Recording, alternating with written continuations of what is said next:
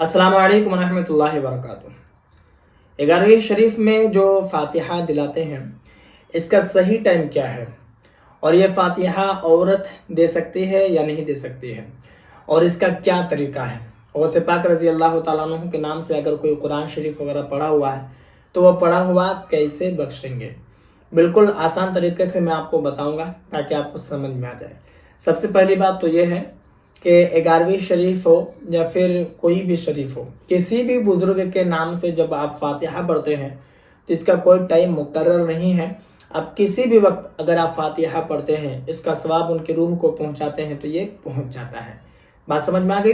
تو 11ویں شریف کے موقع پر جیسے لوگوں کا خیال ہوتا ہے کہ مغرب کے بعد فاتحہ دلانا ضروری ہے، بہت لوگوں کا خیال ہوتا ہے کہ فجر کے بعد دلانا ضروری ہے، بہت لوگ یہ سوچتے ہیں کہ عصر کے بعد دلانا ضروری ہے، تو ایسا کچھ نہیں ہے۔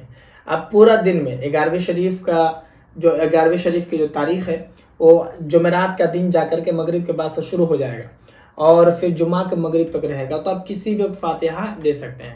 اگر آپ اس دن نہیں دیے، بعد میں بھی اگر دیں تب بھی کوئی حرج نہیں ہے۔ یہ بات آپ کو سمجھ میں آ گئی؟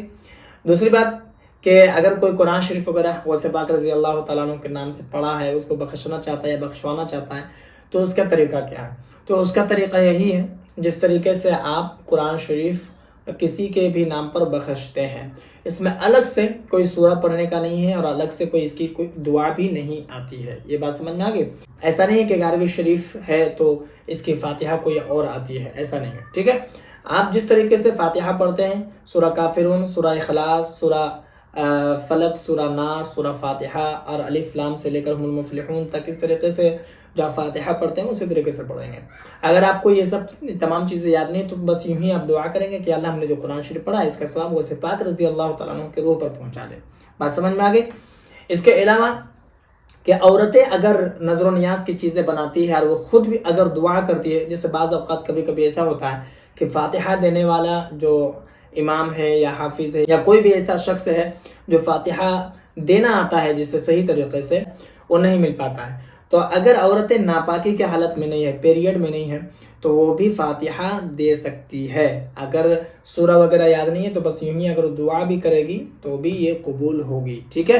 مجھے امید ہے کہ میری بات آپ کو سمجھ میں آ گئی ہوگی۔ آپ سے گزارش ہے کہ اس ویڈیو کو لوگوں میں بھی ضرور شیئر کر دیں۔ باقی اگر آپ کے من میں کوئی سوال یا پھر کوئی ڈاؤٹ ہو تو آپ مجھے کمنٹ پر ضرور بتائیں، اور اگر نئے ہیں چینل پر تو چینل کو بھی ضرور سبسکرائب کر لیں۔